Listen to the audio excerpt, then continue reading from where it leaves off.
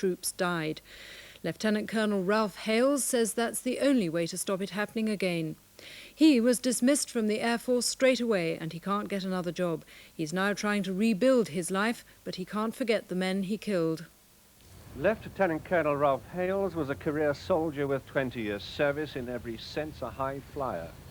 Commander of an Apache attack helicopter squadron, he was the epitome of Desert Storm's gung-ho technocrat fighters.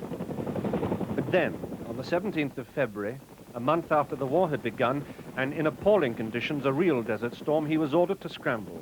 2 armored vehicles had been spotted beyond the American forward lines, and he was to investigate, identify, and if Iraqi, destroy. In bad night vision, Hales found his target, and what follows was recorded by his own night sight video. Right, just stay on. Here it comes. I guess you could say that hit it. I'll go ahead and shoot the second vehicle. It's still intact, but it's fixing to go away. You're ready in the back. Let's do him. This bud's for you.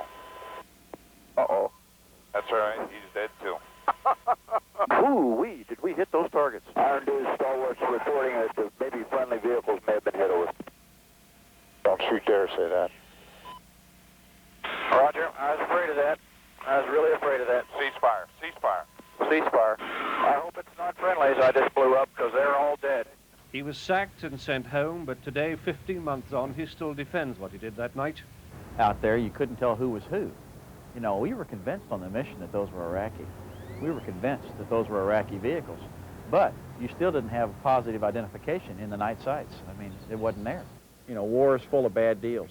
I had an accident in war. There were a lot of accidents over there. There's a lot of accidents over there.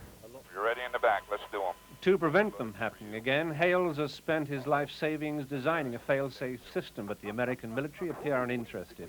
So given that deaths by friendly fire continue, should the men who pulled the trigger be named? No.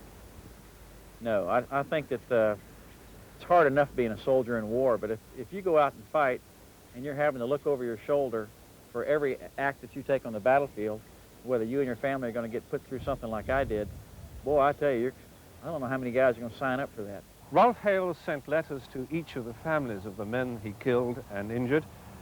He wouldn't, for all the right reasons, read any one of them on camera to us, but they begin, "It is with deep sorrow and regret that I write. I'm having great difficulty living with this accident, and since I'm a loving father, I can only begin to imagine the horror this has brought to you." He hasn't received an acknowledgement or a reply from any of those families. Michael Nicholson, News at 10, San Antonio, Texas.